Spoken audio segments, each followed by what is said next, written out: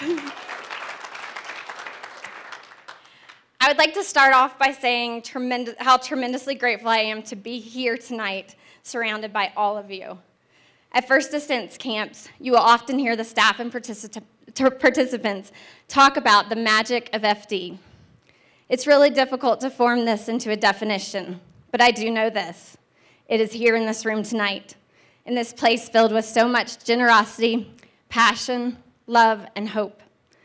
I have been fortunate to attend 3 FD kayaking camps, and I want to say thank you from the bottom of my heart for contributing so generously to this life-changing organization. I am also completely humbled and grateful for this opportunity to speak about how much I love First Ascents. Thank you so much to Brad for asking me to speak, and to you and all the other staff members, volunteers, participants who have provided me with much-needed encouragement and support. Each of you amazing people are an inspiration to me on a daily basis, and I really am truly grateful.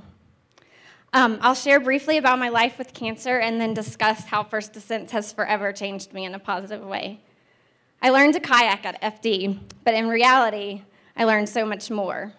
And it's funny, you would think that a group of cancer survivors would sit around talking about cancer all week, but that's not really the case. There were always so many times during my camps that I forgot I had cancer or forgot that I had to return to treatment the next week. Even my oncologist can see how FD has affected my life. He told me he thinks that FD is quite possibly my best cancer treatment. I have to agree.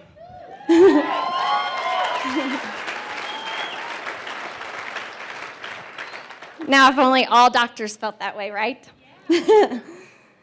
As you can probably tell, I am completely in love with my husband.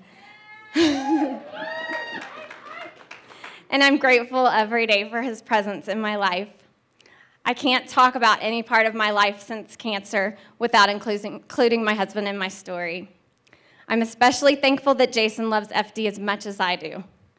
He has loved it just like me, starting with my first day of my very first camp.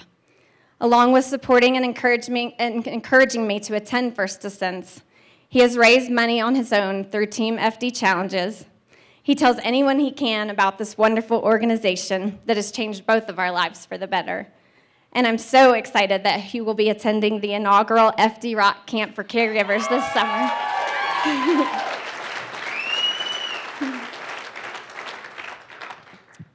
As all of these amazing, passionate, courageous kayakers, rock climbers, and surfers around this room know very well, life can change in an instant with just 3 words.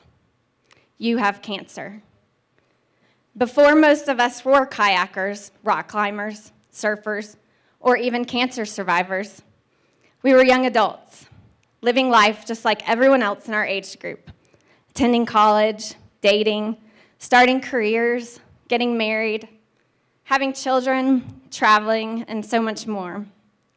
However, the day we heard those 3 devastating words, our lives changed dramatically. For a moment, it seemed as though life stopped, and we questioned how much life we actually had left. Then, when we barely started to adjust to this new diagnosis, we realized just how much our lives were changing. We would lose body parts or senses, such as eyesight. We would receive so-called life-saving treatment that would almost kill us in the process. We would spend more time with our doctors, nurses, and other medical staff than we would with some of our dearest friends and family. We would grieve the loss of dreams, such as having children, getting married, moving forward with our careers, and many other aspirations. And the most difficult of all, we would face our mortality in a very real way. Thankfully, First Ascents has provided and continues to provide incredible positive experiences for all of us in this young adult cancer survivor population.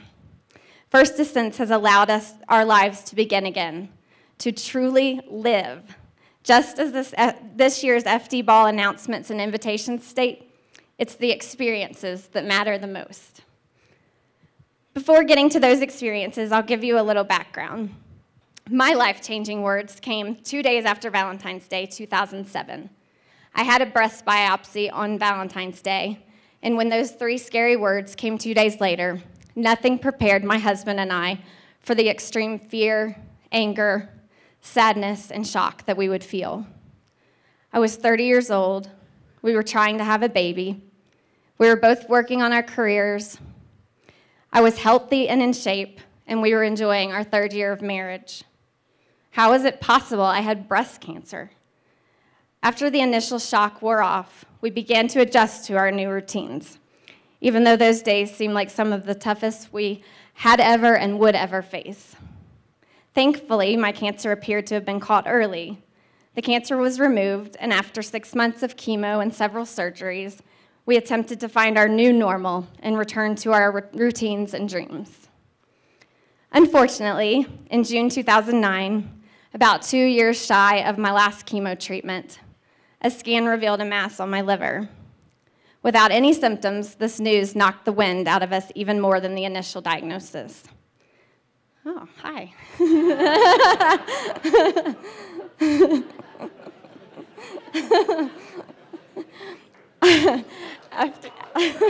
Thanks. I knew you were out there, but I could see you. After all, this was the fear of all cancer survivors, that the cancer would return. Unfortunately, my cancer returned with a vengeance. I was now diagnosed with stage 4 metastatic breast cancer, which is a diagnosis that will remain with me for the rest of my life. I had several tumors on my liver, so I began a grueling year of almost weekly chemo treatments. I was extremely sick, and although I continued to work, I eventually reached such high toxicity levels that I was admitted to the hospital, and shortly after, I had to give up the job that I absolutely loved. After this, I had more chemo, a major surgery to remove sections of my liver where the tumors remained, and anti-estrogen injections. After all of this, I finally learned that I was no evidence of disease, which means they could not detect any more cancer in my scans and blood work. Thanks.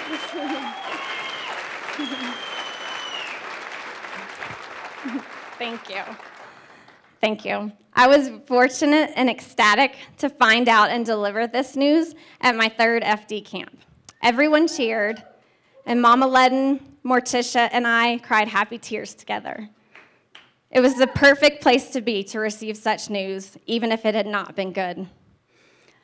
Unfortunately, again, just a few months later, the cancer returned again. It was back in my liver, and it also spread to my spleen. And this time, it was evident that the cancer was more aggressive than we originally thought. A tumor tripled in size in 1 month.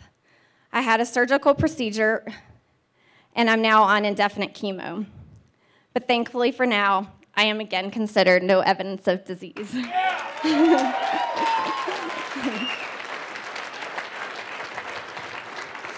Thanks. Throughout these past 5 years, it felt as though cancer just kept stealing things from me. My breast, chunks of my liver, my job, my chances of having children, a sense of normalcy, and in the end, will it steal my life? Because of FD, my answer is no. It might eventually steal my life in the physical sense. After all, we'll all be gone one day. However, FD changed my life by helping me to truly live in spite of my cancer. As I was preparing what I wanted to say tonight, I looked back through some saved items from my camps. Included was a very special letter, one that I wrote to myself at the end of my 2nd camp, and then it was mailed back to me from the staff later that year. That was a special gift. It immediately brought back so many of my feelings and lessons learned during that week. It's amazing how many metaphors can be made comparing kayaking to life. And probably the same can be done with rock climbing and surfing as well. At the end of that letter, I wrote to myself, remember, the goal is to get through the rapids, but it's what happens in the rapids that is fun, meaningful, and what it's all about. It does always seem that it's during the turbulent times that we find out what is truly important in life, which for me are the relationships with my family and friends. And the rapids really can be fun. Although I'm usually pretty scared when I approach the rapids, I do put a smile on my face, keep my paddle in the water, and communicate with my friends in the water about which lines to take. and I always end up having fun. FD has helped me reclaim my body and so many of the things I lost from cancer by allowing me to see all the things I can still do, especially the things that challenge me. At my very first camp in Montana in 2009, I had received the news of my first recurrence a month earlier. I had started, again, tough chemo treatments, and I also had a shoulder injury. I learned very quickly that the First Descent staff would work with me in any way possible to allow me to participate to the fullest extent while still remaining safe. I spent much of the week in a topo duo, a two-person kayak, with a wonderful kayaker named Danger.